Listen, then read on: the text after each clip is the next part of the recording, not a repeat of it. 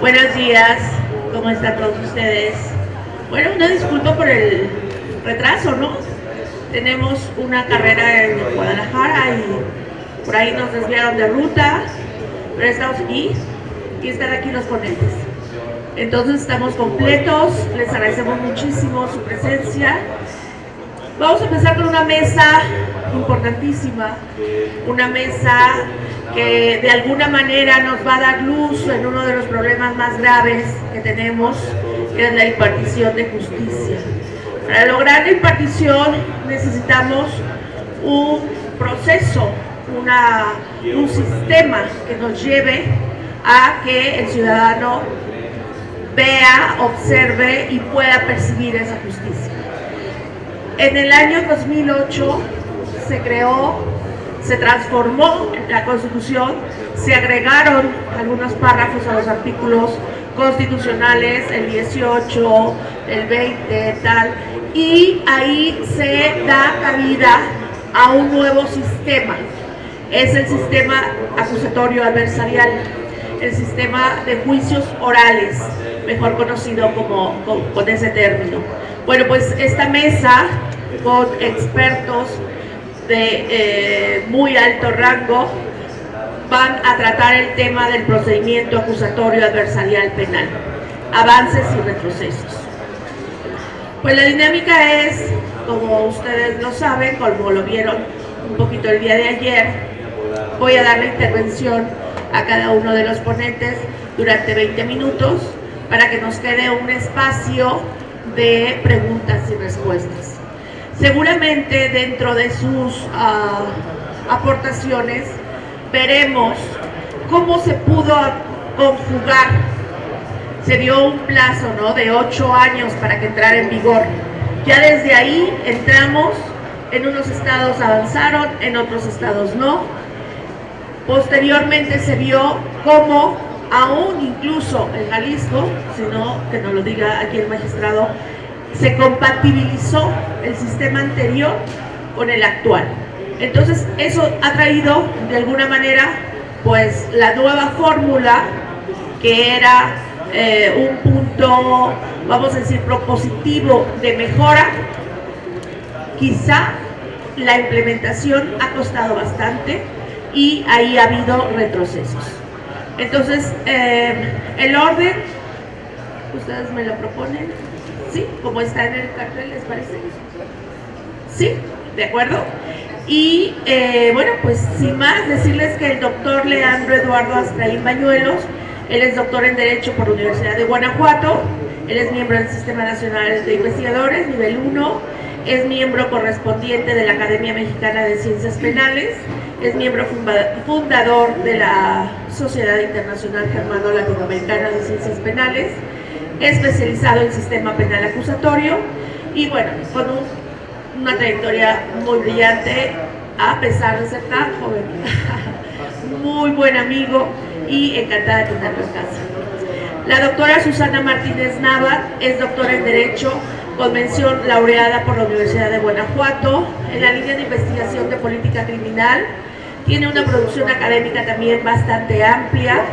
Se ha desempeñado pues como coordinadora académica de la licenciatura, del posgrado en la Universidad de de Guanajuato, y también es investigadora a nivel nacional. Un amplio currículum. Del magistrado Damián Campos García, bueno, pues es una estrella en nuestra institución, tiene una trayectoria impresionante como juez, ahora como magistrado, al cual le felicitamos muchísimo.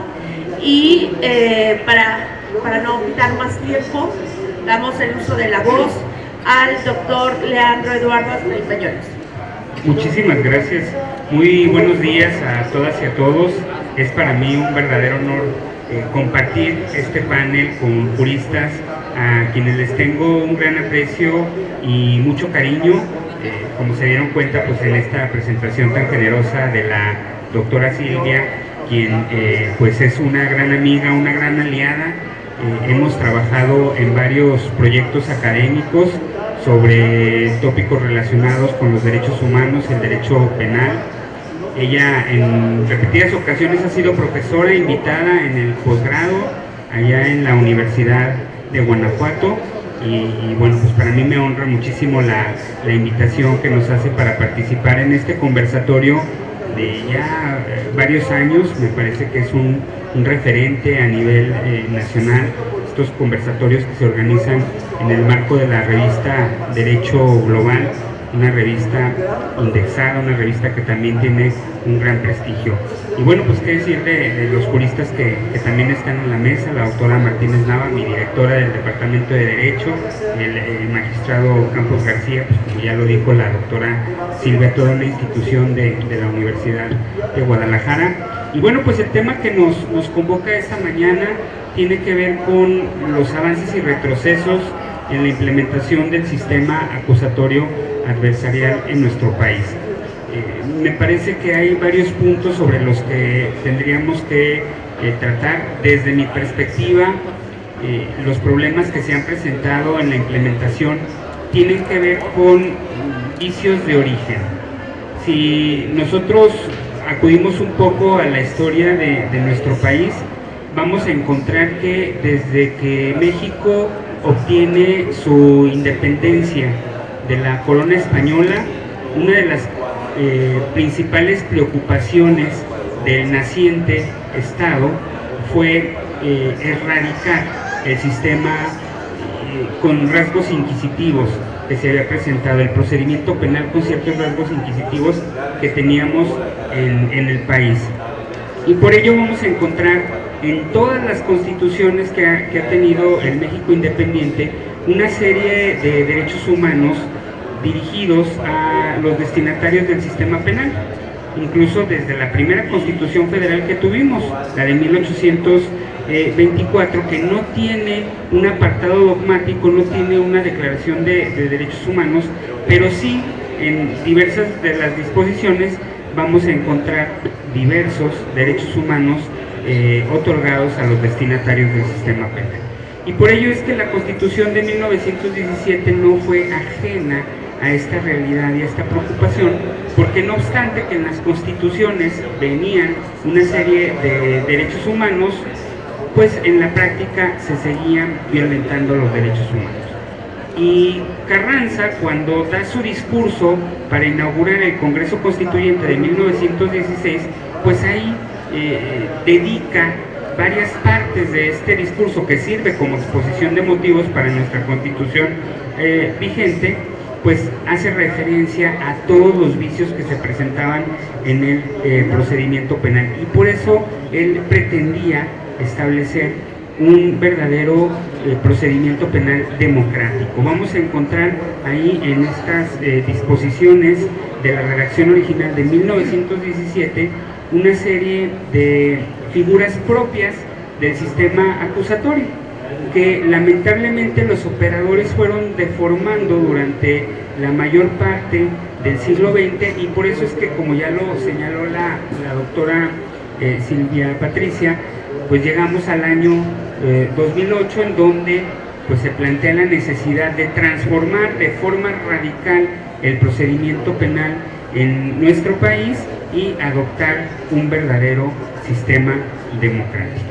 Pero me parece que el problema es de raíz, porque creo que quienes impulsaron el nuevo sistema no tenían claridad en cuanto a los fundamentos, a los principios en los que se desenvuelve este nuevo sistema, y por ello se adoptó desde la Constitución un modelo que heredó varias de las malas prácticas que se habían venido presentando desde el siglo XX.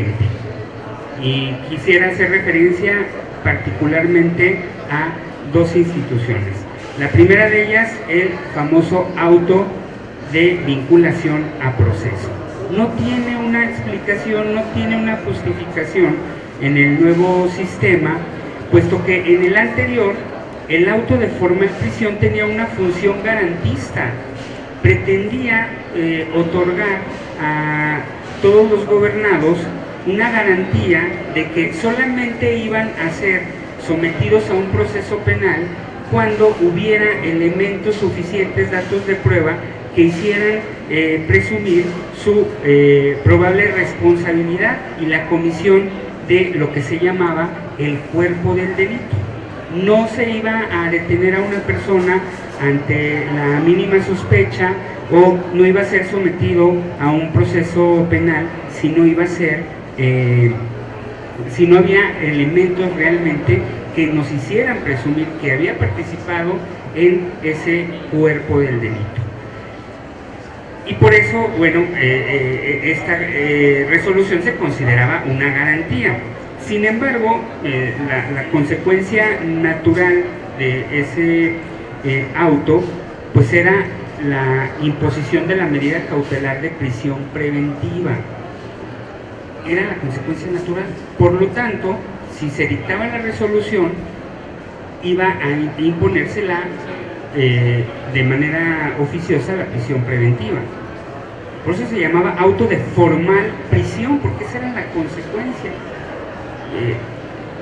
Y lamentablemente, pues durante la mayor parte del siglo pasado, pues se empezaba a dictar esta resolución, pues con mucha facilidad, y por eso en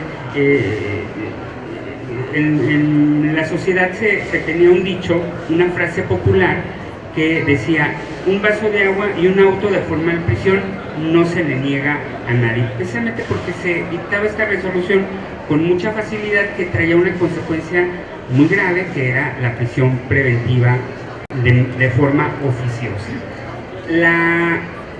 Seguir el proceso en libertad era realmente algo excepcional. Se tenían que dar ciertos elementos para que se pudiera obtener una libertad caucional, pero tenían que darse ciertos requisitos, y si no se daban esos requisitos, pues no se podía obtener o seguir el proceso en libertad.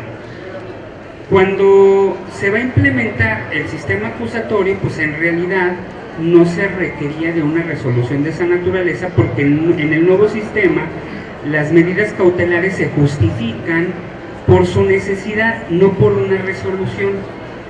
Y la prisión preventiva es la última ratio de las medidas cautelares. ¿Por qué? Porque es una excepción a la presunción de inocencia. Y la presunción de inocencia es una columna vertebral del sistema acusatorio. Así como decimos que el derecho penal es la última ratio de la política criminal, pues así también se reconoce que la prisión preventiva es la última ratio de las medidas cautelares. Y no obstante esta situación, pues al no tener claridad conceptual del nuevo modelo, los impulsores y redactores del nuevo sistema en la Constitución dejaron una resolución a la que dijeron: vamos a llamarle de vinculación a proceso, para que no tenga nada que ver con la formal prisión, para que se vea diferente esta resolución. Pero pues ahí encontramos pues una figura que no tiene explicación, que no tiene justificación, y que ha causado muchísimas problemáticas en la implementación del sistema. Aunado a esta figura del auto de vinculación a proceso, tenemos también otra, la prisión preventiva oficiosa, que se deja ahí como un resquicio en el artículo 19, en su segundo párrafo, que contempla dos tipos de prisión preventiva: la llamada justificada, que es la propia del sistema acusatorio y que se va a imponer una vez que se justifique su necesidad y previo un debate entre el Ministerio Público y la defensa, en el que se señalen cuáles son las razones que fundamentan su imposición. Y esas razones no pueden ser otras más que que exista riesgo de que el imputado se sustraiga de la acción de la justicia, que exista peligro para la víctima o los testigos, o que también pueda por ahí destruir elementos probatorios en imputado. Solamente en esos supuestos se justifica la imposición de la prisión preventiva. Pero después de esa prisión preventiva propia del sistema, el artículo 19 señaló en su segundo párrafo, otro tipo que se iba a imponer de forma oficiosa por la autoridad jurisdiccional tratándose de casos relacionados con determinadas figuras típicas. Y ahí se arrastra una figura que era propia del anterior sistema. ¿Qué es lo grave? Pues que posteriores reformas constitucionales han ido aumentando el catálogo de figuras típicas en la que procede la prisión preventiva, y entonces se empieza a convertir otra vez en la regla y no en la excepción. ¿Qué es lo que estamos viviendo? Pues una deformación del sistema acusatorio, como pasó en el siglo XX con el sistema previsto en la redacción original de la Constitución de 1917. Otra vez los operadores del sistema, los legisladores secundarios y ya más grave ahora el constituyente permanente, pues están desnaturalizando el sistema. Y luego también otra figura que me parece importante señalar tiene que ver con el procedimiento abreviado. Gran parte del sistema descansa en la resolución de los problemas de naturaleza penal a través de mecanismos alternos de solución de controversias. Tuve el privilegio de cursar una maestría en juicios orales con la doctora Martínez Nava, y ella recordará que los expertos de Chihuahua, que fue uno de los primeros estados que implementaron el sistema, incluso antes de la reforma constitucional de 2008, nos decían que solamente un 5% de los conflictos de naturaleza penal tenían que ser judicializados.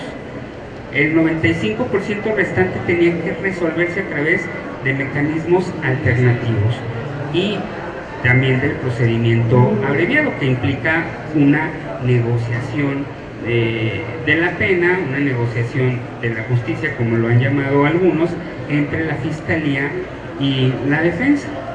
De tal suerte que pues no se debe de judicializar más que un 5%, porque el juicio oral, contrario a lo que se piensa, es muy caro. Recordará, Susi, que nos decían que un juicio oral costaba alrededor de $500,000 pesos. $500,000 un juicio oral. Entonces imagínense que llegue un juicio oral a una persona que se esté juzgando por el robo de un teléfono celular.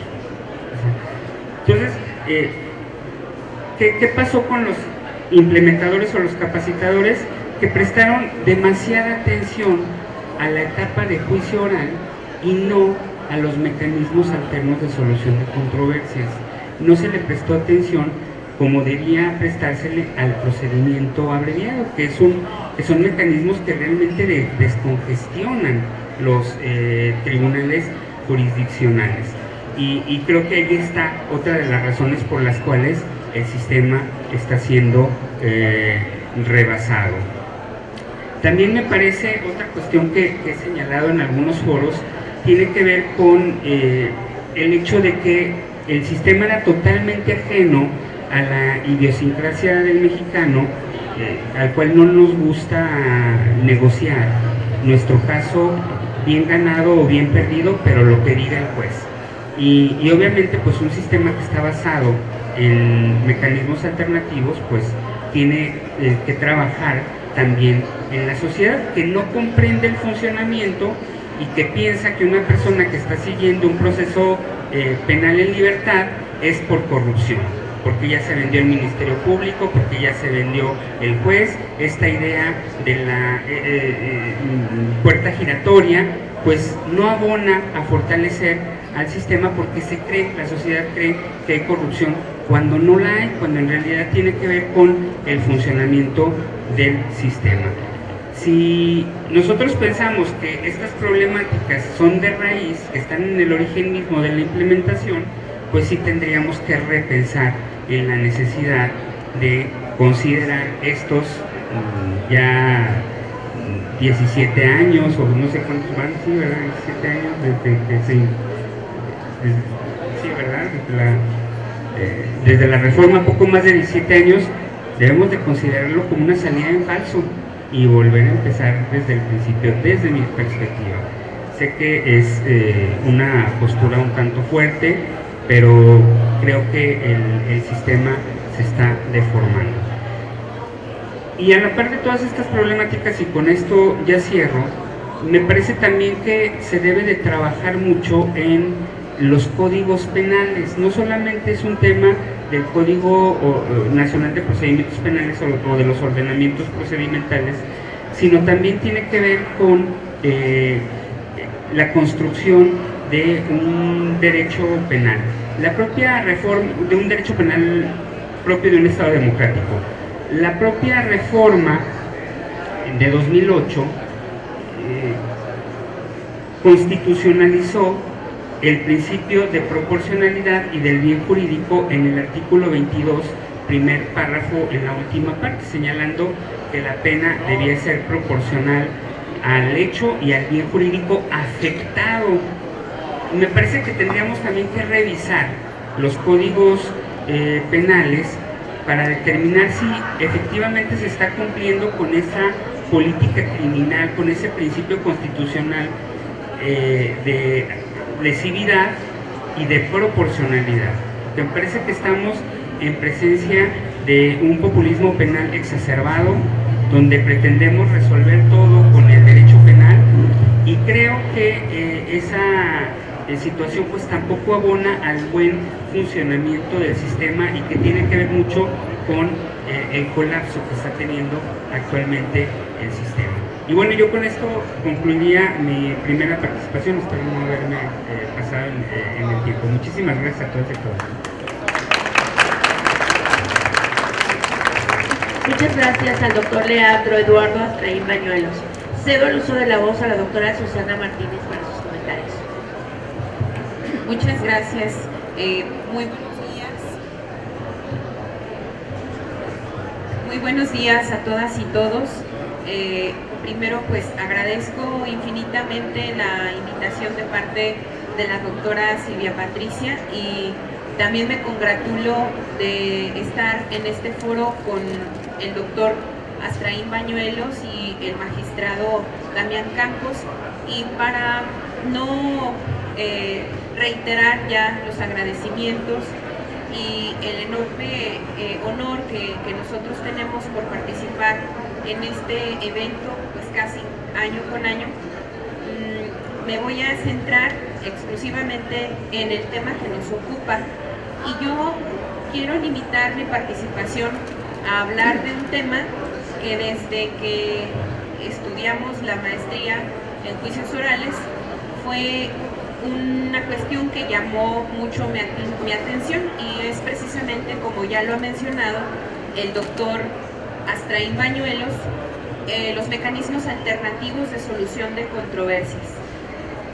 Yo considero que los mecanismos alternativos son en esencia el corazón de la reforma constitucional del 2008, porque parten de un paradigma de justicia que tiene que ver con la justicia restaurativa, abriendo paso a un paradigma mucho más humano, que se hace o que pretende hacer responsable al imputado y empoderar a la víctima. De hecho, a partir de que México integra a su sistema jurídico las 100 reglas de Brasilia, asume un compromiso internacional de ampliar la diversidad de opciones de justicia a las víctimas. Y los mecanismos alternativos fueron entendidos en la reforma constitucional como un mecanismo para despresurizar el sistema de impartición de justicia, y no tanto como una oportunidad para construir instituciones que repararan el tejido social. Esto pasa a los códigos locales. Recordarán que antes de la existencia del Código Nacional de Procedimientos Penales, en los códigos procesales locales había un capítulo dedicado a la justicia restaurativa y los mecanismos alternativos de solución de controversias. Con la promulgación del Código Nacional desaparece ese nombre de justicia restaurativa y únicamente se abre paso a los mecanismos alternativos, a la justicia alternativa. Y por ello se diluye un poco o un mucho esa esencia del paradigma restaurativo. Y creo que ahí en gran medida está el desafío que hoy tiene nuestro sistema. Desde luego tiene muchos desafíos, tiene muchas áreas de oportunidad, pero insisto, esa es la cuestión en la que yo me voy a centrar. Se lleva a cabo una serie de recolección de datos por diversas instituciones del país, como INEGI, como ONGs, como México Evalúa, World Justice Project, etcétera, para medir la eficacia, medir la implementación de los mecanismos alternativos en materia penal en México, y tenemos resultados que nos llaman a hacer una reflexión y un replanteamiento de lo que está sucediendo, cómo se operan los mecanismos alternativos, y a partir de ello, pues creo que también hacia dónde debemos transitar. Esos datos reflejan que los mecanismos alternativos tienen todavía un potencial mayor de uso y que actualmente están, por decirlo así, con una capacidad a menos de la mitad, es decir, la utilización o la demanda de estos mecanismos está por debajo del nivel que podrían llegar a alcanzar para hacer mucho más eficiente, mucho más quizá satisfactoria la impartición de justicia. Por otro lado, los datos en relación al costo de aplicar mecanismos alternativos también revelan una área de oportunidad enorme, porque mientras se puede llevar a cabo la resolución de un asunto a través de estos mecanismos con un costo aproximado de 3,000 y pico pesos por asunto, una carpeta, para integrar una carpeta se requieren aproximadamente 14,000 pesos. Entonces, el costo en cuanto a la impartición de justicia es mucho más eficiente si se aplican los mecanismos alternativos. Sin embargo, hay barreras legales. El Código Nacional establece en qué casos se pueden llevar a cabo esos mecanismos, y en muchas ocasiones la determinación del delito que puede llegar a ser gestionado a través de los mecanismos no es la más eficaz. De entrada, en la percepción que se tiene, en un estudio que se hace sobre la percepción que se tiene por parte de los fiscales en relación a la utilización de los mecanismos alternativos, se considera que en muchos casos los fiscales consideraron perder el control del proceso cuando se pasaba a los organismos especializados en materia de mecanismos alternativos de solución de controversias. Que la evaluación a la hora de determinar si un delito era mediable, conciliable o gestionado por justicia restaurativa también resulta bajo un estándar deficiente. Y por otro lado, que la capacitación a los facilitadores, a los operadores de los mecanismos alternativos podría ser mucho mejor y mucho mayor para que operaran todavía con mayor eficacia. En ese sentido, la justicia alternativa representa una enorme área de oportunidad que vale la pena retomar. Hay obstáculos sociales que también ha mencionado el doctor de manera muy particular, el que tiene que ver con que a la sociedad mexicana desde un principio se le vendió como marketing jurídico la idea de que los juicios orales traerían transparencia, publicidad, expeditez, otros beneficios que han sido no tan favorables como hubiéramos deseado o como esperábamos, y que el centro de la reforma a la Constitución pues era el juicio oral, cuando en realidad el centro de la reforma era la justicia alternativa. Y que en este sentido hace falta generar una cultura social que nos lleve a entender estos mecanismos como verdaderas opciones de salida. Y ese entendimiento tiene que ir desde los primeros niveles educativos. resolver conflictos desde los ámbitos escolares a través de la mediación, de la conciliación, de la negociación, de la restauración, resultaría muy útil para ir construyendo la idea en una sociedad de que resolver los conflictos antes de punitivizarlos sería mucho más efectivo y deseado.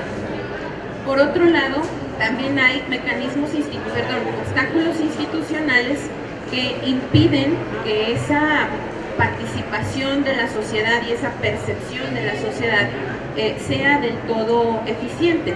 Y me refiero a las métricas en cuanto a la eficacia de los mecanismos. En términos generales, en las fiscalías y en aquellas áreas de módulos de atención temprana, las métricas son basadas en numeralia, que muchas veces no tiene que ver con la satisfacción del usuario, que muchas veces no se mide en el tipo de reparaciones que pueden existir más allá de las económicas y que tienen que ver no con la eficacia, más bien tienen que ver con la eficacia, pero no con la formación que los operadores de esos mecanismos reciben, de tal suerte que podrían diseñarse otras métricas que nos ayuden a entender mejor cuál es la experiencia del usuario en los mecanismos alternativos, cuáles fueron las fases o el número de reuniones que se tuvieron para medir la eficacia en la gestión del asunto, y algunas otras que tienen que ver con otras formas de reparación no económicas, dado que en muchos casos esas formas de reparación son verdaderas formas de reparación integral. Esto nos indica entonces que hace falta todavía mucho trabajo por hacer en este ámbito en particular de la reforma constitucional y del sistema de justicia penal, y creo que debemos apostar a que los mecanismos alternativos, la justicia restaurativa, sean instituciones que podamos fortalecer, porque creo que son verdaderas opciones distintas a la penal. Se ha dicho por parte de los expertos en esta materia que los mecanismos alternativos representan un traje a la medida de los usuarios, mientras que la resolución de los conflictos a través del sistema jurisdiccional pues es un traje que diseña el Código Nacional, y todos tenemos que someternos a ese traje que muchas veces puede ser incómodo, insatisfactorio y que definitivamente no necesariamente genera el sentimiento de justicia hacia las partes. Yo agradezco mucho el favor de su atención y también reitero mi agradecimiento a la doctora Silvia Patricia. Muchas gracias.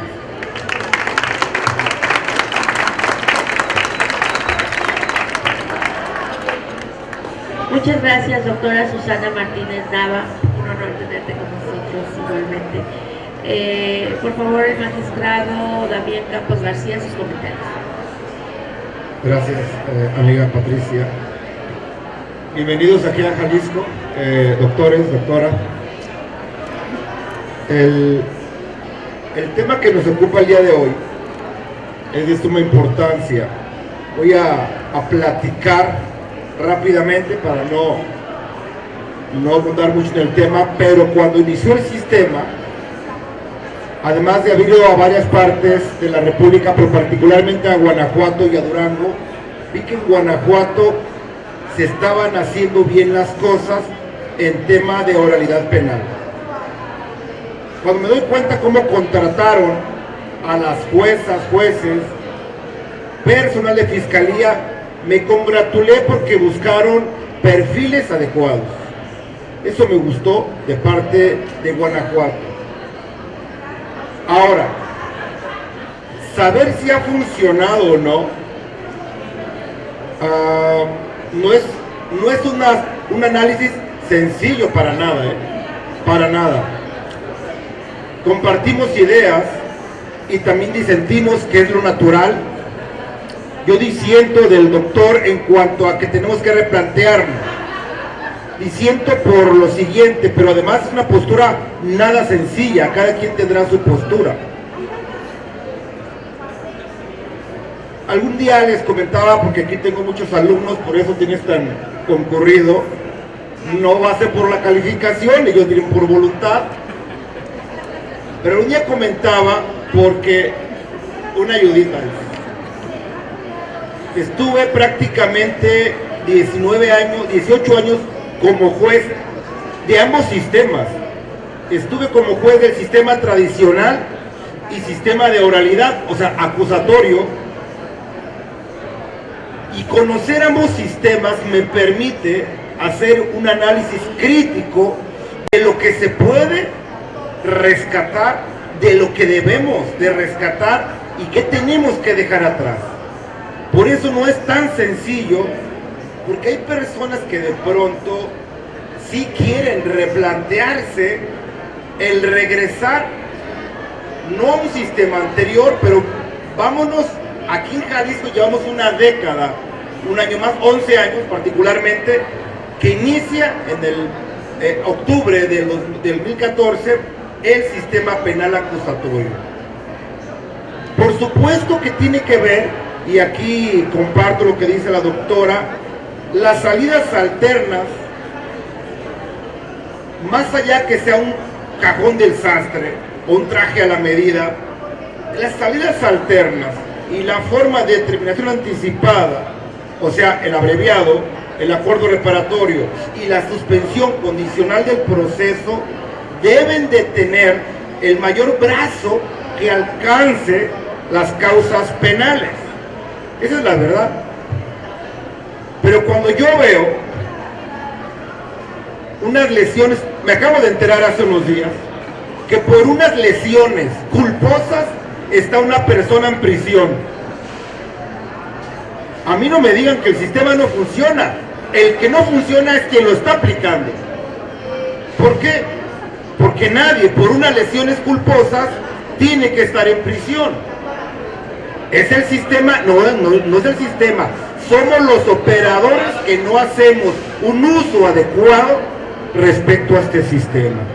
Es ahí donde tenemos que poner el ojo crítico y exigirle a las autoridades que hagan su trabajo. Todos los días,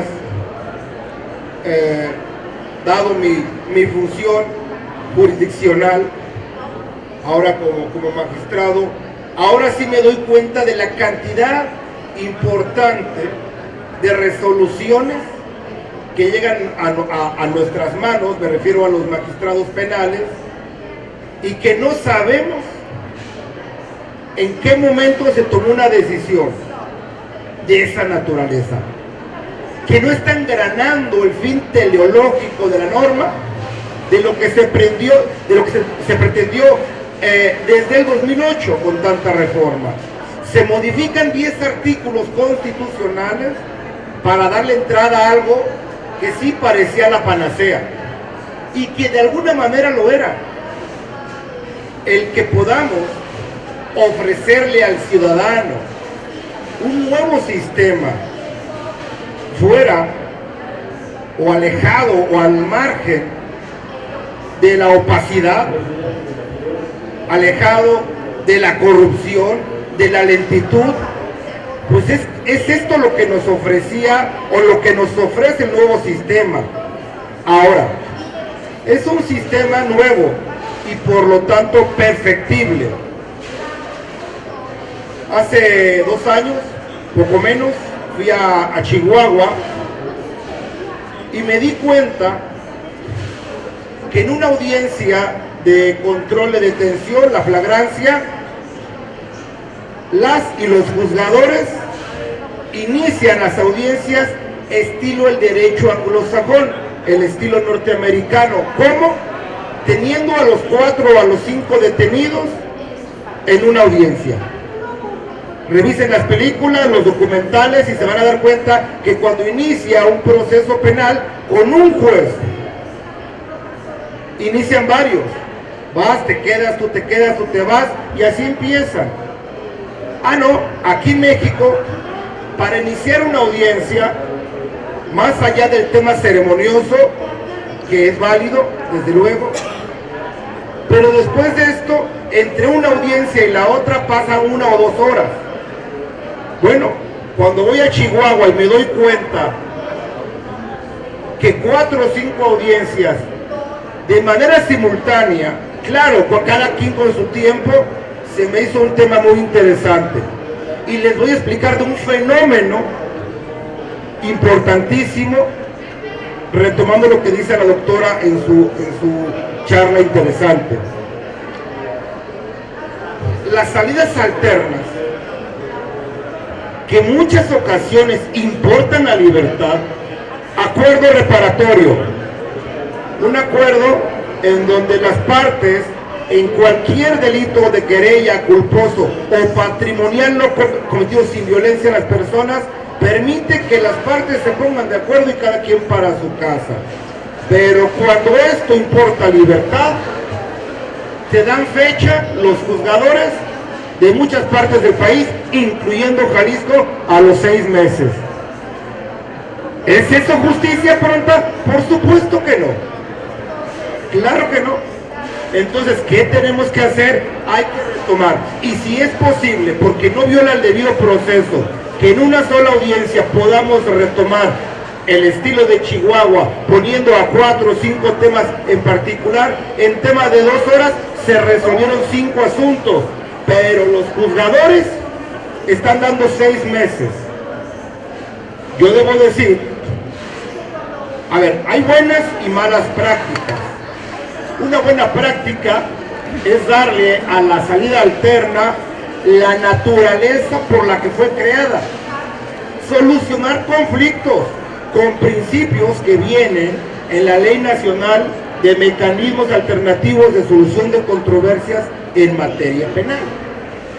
¿Para qué me pones 6 meses de una suspensión condicional del proceso si el tiempo mínimo de esa suspensión son de 6 meses? Te la piden en junio, la pones en diciembre o en enero, ya pasaron 7 meses cuando el asunto ya debió de concluir. ¿Y cuánto tiempo le lleva al juzgador hacer ese análisis? Nada, 15 minutos, 20 minutos, porque se supone que las partes se han sentado y han considerado en la gran mayoría ese principio de voluntariedad que da la ley.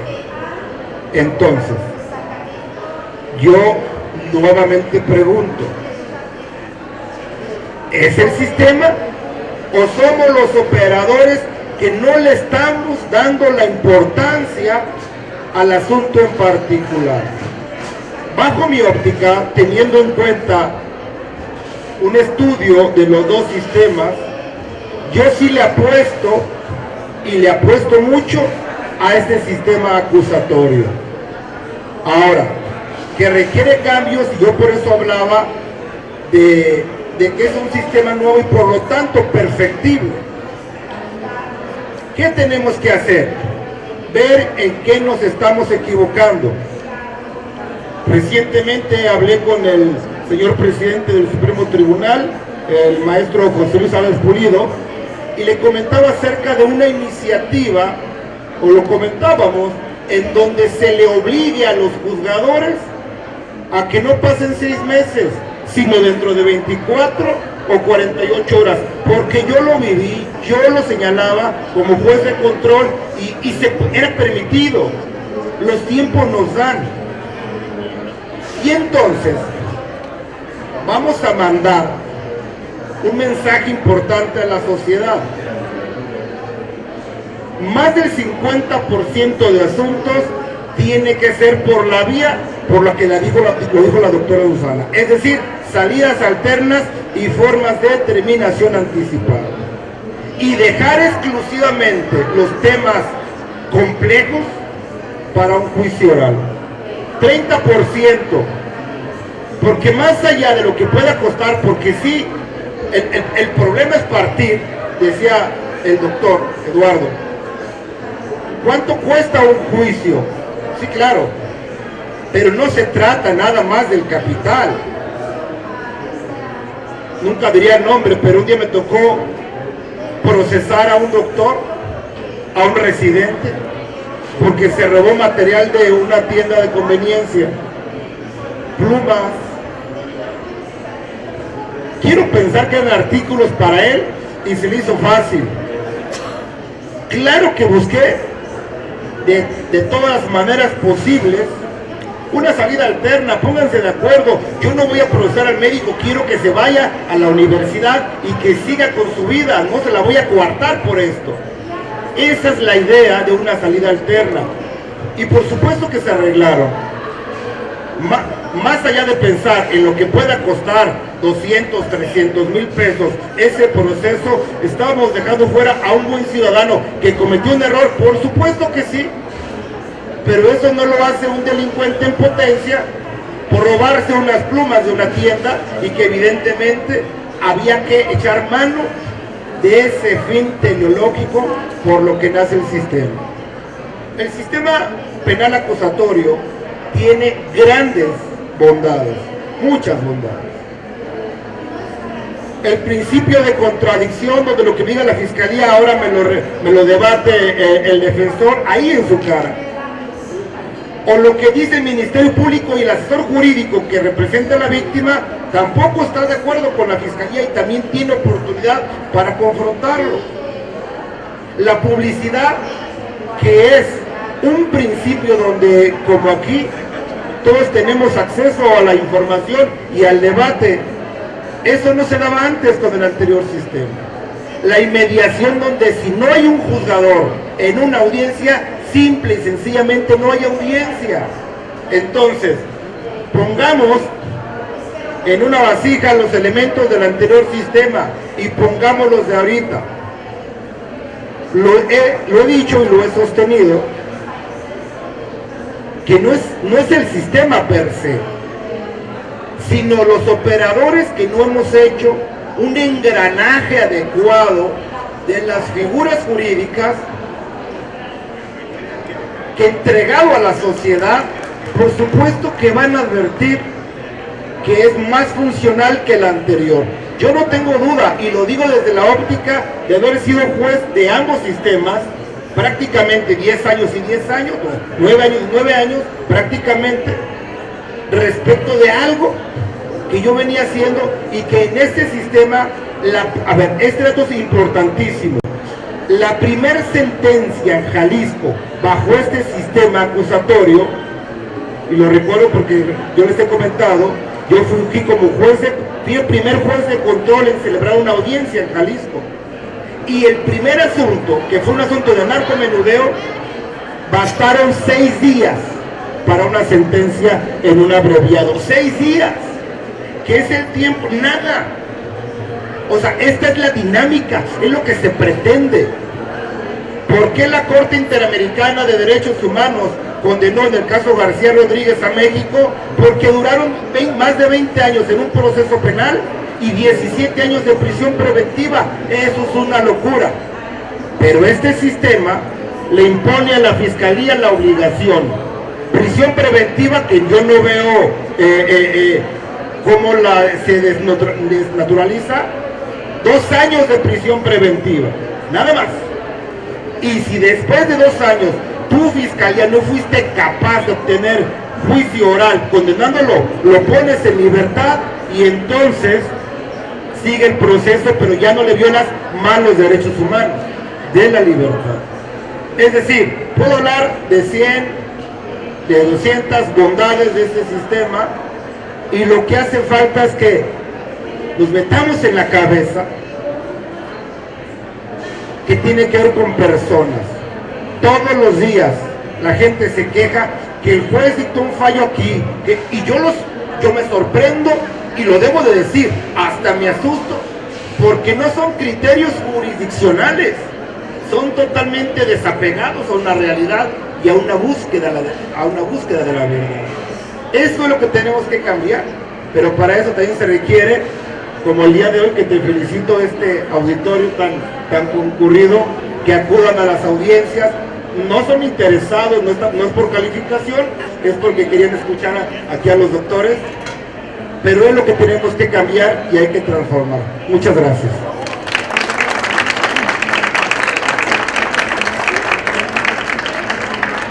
Muchas gracias al magistrado Damián Campos García, desde luego, y retomo sus palabras cuando dice de manera emotiva Esto es una locura, el procedimiento penal, el proceso penal, con esa dinámica de imponer la prisión preventiva oficiosa sobre todo, y los procesos tan largos.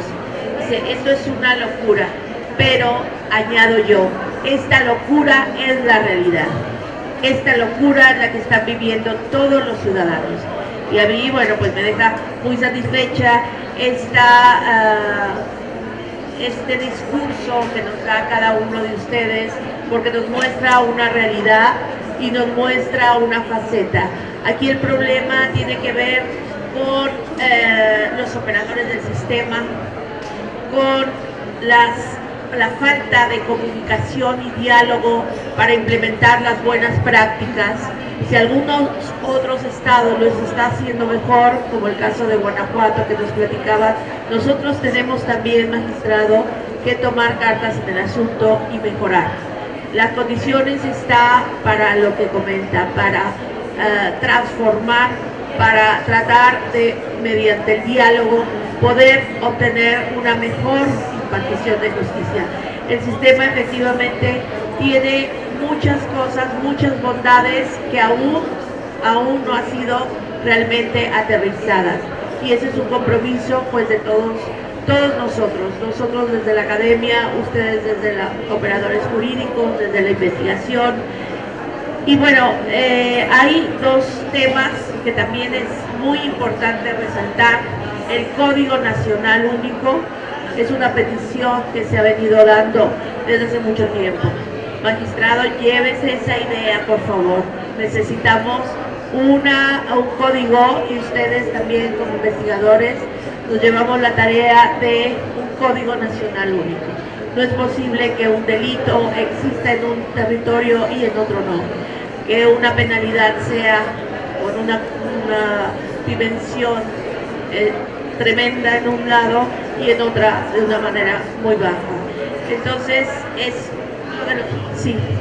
uno de los temas, yo creo que muy importantes que hay que tratar, y bueno, pues ahí vamos caminando en ese diálogo, y qué bueno que se preste esa situación y que ustedes también que nos escuchan, bueno, pues lo puedan reflexionar.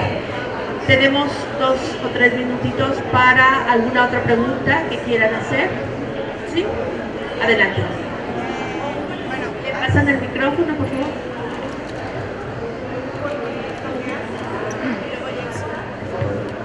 Hola, buenos días. Mi nombre es Nereida González, alumna del magistrado Amén Campos, estudiante de la Universidad de Guadalajara, y tengo primero que nada unos comentarios a mi poca experiencia y conocimiento en cuanto a la justicia restaurativa, teniendo por entendido que si bien para que pueda impartirse tienen que tener ya una sentencia condenatoria, y en este caso los justiciables no tienen como un beneficio tangible para poder o que tengan posterior a seguir este procedimiento. Esto considero que puede ser o le da al sistema un área de oportunidad, porque sin embargo, a pesar de que se hace para perseguir y respetar los principios de los mecanismos alternos, que es la legalidad, ejecutariedad, la confidencialidad y demás, creo que también podríamos trabajar, o se podría trabajar un poquito en cuanto a implementar que los justiciables pudieran tener un poquito más de conocimiento, o para que pudieran tener esa voluntariedad de acceder a perseguir, a acceder a esta justicia restaurativa. Y también coincidiendo un poquito con lo que comentaba el magistrado en cuanto a que tal vez el área de oportunidad no sea tanto el sistema, sino las personas que lo imparten. Creo que también un área que podría ser muy importante sería el tema del presupuesto, recordando que el presupuesto cada vez es más recortado en cuanto a temas de seguridad, en cuanto a temas de impartición de justicia. Entonces creo que sí es un poquito importante recalcar que sí hay que implementar o que sí hay que ponderar con un presupuesto un poquito más amplio. Muy bien, muchas gracias, muchas gracias. Brevemente, si gustas comentar, doctora, creo que la pregunta se dirigió un poquito para ti. Yo no escuché la pregunta, pero entendí que era un comentario, pero yo te respondo que tú estás centrándote en una justicia restaurativa en materia de ejecución penal, donde no hay limitaciones en cuanto a qué delitos, ni si es total o parcial, porque la víctima podría no aceptar, pero el sentenciado podría asumir un proceso de justicia restaurativa que permite una mayor reinserción.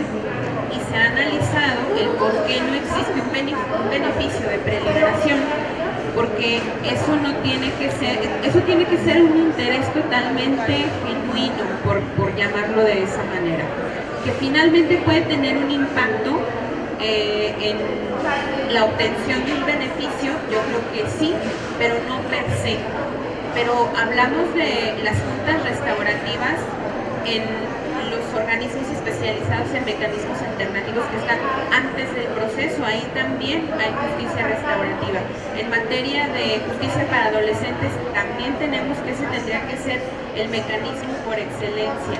Entonces yo creo que nos hace falta profundizar mucho más en la aplicación de estos mecanismos, particularmente el de la justicia restaurativa, que puede traer enormes beneficios cuya finalidad es, más allá de la satisfacción de las partes, la reparación o la reparación del tejido social, la reconstrucción del tejido social dañado por el delito. Pero creo que habrá que ser conscientes pues de todas esas posibilidades o oportunidades en donde se puede aplicar. Muchas gracias por todo. Muchas gracias. Magistrado, ¿quiere un comentario? Quiero, en cuanto a esa pregunta interesante, voy a hacer una reflexión, pero también traigo a colación un experimento que hicieron en California. Ahí está el doctor Cotero, le mando un gran saludo, amigo maestro.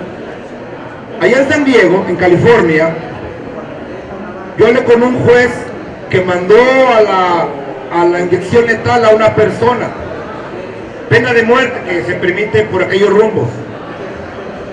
La persona condenada a muerte quería ser perdonada. Para eso, de ese nivel, es la justicia restaurativa.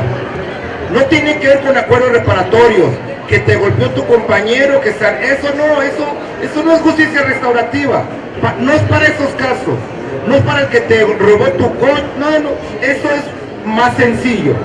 Pero restaurar el tejido social, por eso hago énfasis en ese experimento.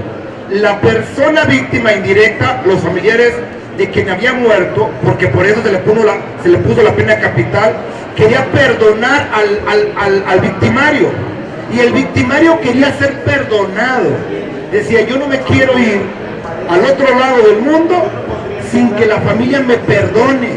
Los dos tenían necesidad, uno de perdonar y el otro de ser perdonado. Y había un fenómeno interesante que ellos advirtieron en ese experimento en Estados Unidos. Del 100%, esto es real y es tema de reinserción porque tiene que ver con el tema. Del 100% de personas que ya estaban para compurgar una sentencia, el 10% no lo necesita, porque nunca va a cambiar. ¿Ustedes creen que un líder de un cártel está pensando en reinsertarse? Claro que no. Los delincuentes organizados es su modus vivendi.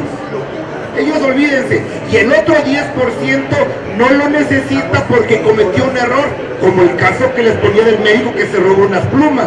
Él sabe que cometió un error, él solo se va a reinsertar, pero dentro, en el 80%, sí que necesita una reinserción, que lo reinsertes a la sociedad a través de pláticas y todo aquello que pueda servir.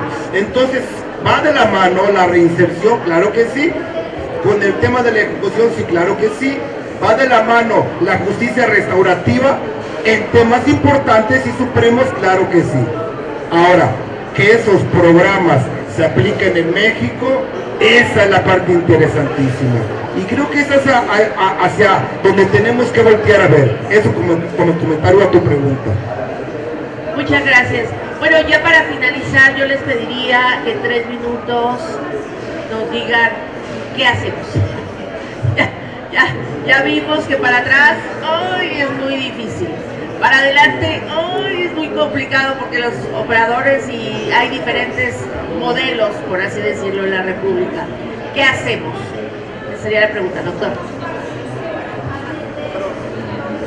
Me parece que lo que se ha dicho en esta mesa encontramos más coincidencias que divergencias. En primer lugar, creo que coincido plenamente en el hecho de que los operadores pueden estar reformando el sistema. Lo señalé que eso pasó con el sistema de la redacción original de la Constitución de 1917. Y por operadores no solamente nos referimos a ministerios públicos, policías, jueces. Por operadores también nos referimos al legislador penal, que finalmente es quien crea la norma penal y procesal penal. Por operadores también nos referimos a los integrantes del Poder Constituyente Permanente que modifican la Constitución y desde la Constitución pueden ir también ellos deformando el propio modelo. Me parece que efectivamente son los operadores quienes lo están deformando. Aclarar que cuando me refería a una salida en falso, en ningún momento planteé la posibilidad de regresar al sistema anterior, en ningún momento lo señalé en la exposición, sino que señalaba la necesidad de replantear el sistema acusatorio siguiendo los principios que lo sustentan y que no se están respetando en la actualidad. Y yo creo que cuando hablo de reiniciar, me refiero a eso y no regresar al sistema tradicional.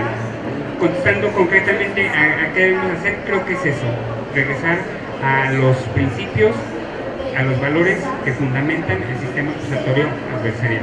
Y reitero mi agradecimiento y mi honor por compartir esta mesa con el magistrado y con estas distinguidas juristas y amigas a las que tanto quiero. Muchísimas gracias. Doctora, por favor. Muchas gracias. Pues yo creo que ya adelanté un poco lo que yo considero que es necesario. A mí me parece que es importante un fortalecimiento, primero en la enseñanza del derecho. La mayor parte de los programas actuales de las licenciaturas en Derecho en el país ponen un énfasis muy marcado en la litigación y se olvidan completamente, o por ahí hay una materia de mecanismos alternativos, no hay ni una sola de justicia restaurativa, no hay ni una sola de cultura de paz, y vaya que a este país le urge construir la paz. Y creo que en primer lugar ese sería un paso. Segundo paso, efectivamente el fortalecimiento a la capacitación, a la formación de los operadores, pero también la revisión del sistema. Yo coincido en que el sistema es un vehículo y los operadores finalmente son pues quienes determinan hacia dónde va ese vehículo para bien y para mal.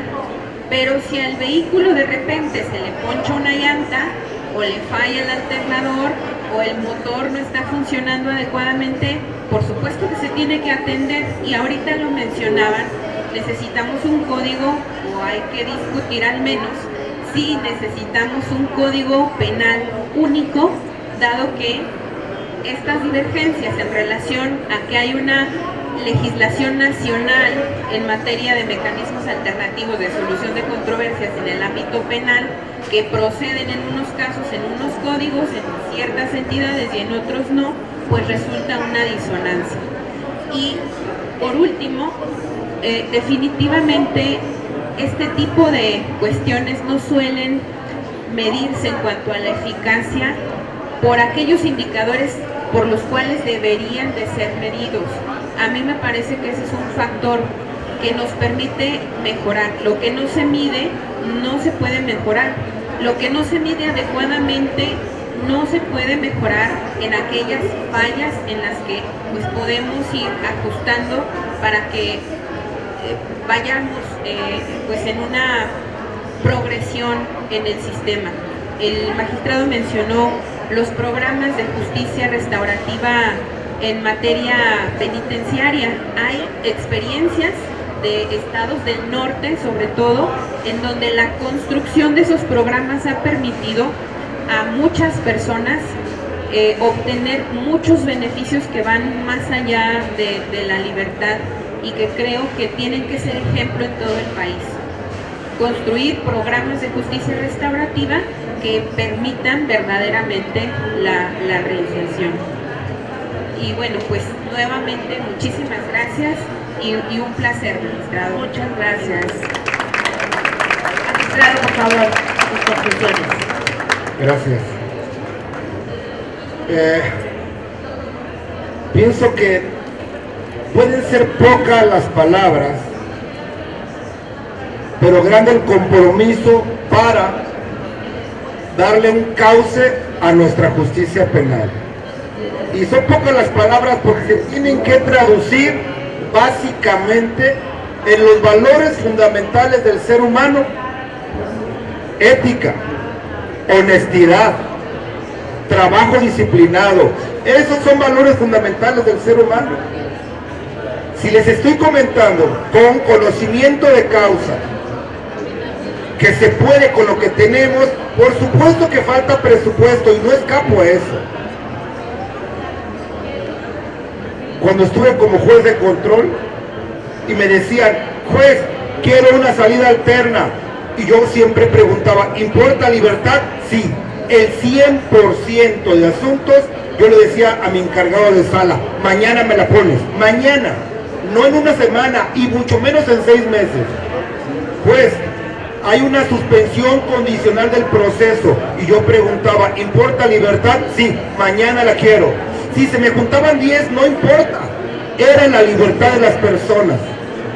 Y ahí están los registros que no me dejan mentir, que eso es lo que, la orden que yo daba, y que además se cumplía, porque yo no permitía que una persona, ya que se había puesto de acuerdo, tendría que esperar otros 6 meses. Esas son las buenas prácticas. Si tenía que hacer 10 acuerdos reparatorios, eran 10 carpetas menos. Entonces, las salidas están, la ley ya está. Que el Código Nacional Único pueda abonar, puede ser, y hay que debatirlo, y sería interesante por el tema de penalidades, pero la reconstrucción de este sistema penal para que funcione necesita voluntad. Hay quien habla mal de la fiscalía, como todo, hay buenos funcionarios en la fiscalía, hay quien habla mal del poder judicial, hay también buenos y malos funcionarios judiciales, y entonces por eso me refiero a esos principios elementales del ser humano: la ética, el trabajo disciplinado, ¿sí?, la honorabilidad con la cual se debe acceder a un tribunal, y no que sea esto como sintiéndose paladines de la justicia. No, un verdadero juez que venga a resolver conflictos porque las herramientas están dadas. Entonces, la otra reflexión es que así como hoy vinieron, no por intereses de calificaciones y con el ánimo de querer formar parte de algo, así vayan a los juicios orales, para que vean la cara de un juez cuando resuelve bien o cuando resuelve mal, porque se le va a notar en el rostro sabiendo qué está haciendo y cómo lo está haciendo. Eso se necesita, mayor participación también de ustedes. Pati, muchísimas gracias por esta invitación. Susana, Eduardo, doctores, gracias también por compartir ese espacio. Muy amables. Muchas gracias. Nos ponemos de pie para la entrega de sus constancias y les agradezco muchísimo su participación. Al doctor Leandro Eduardo Astray Bañuelos, nuestro agradecimiento.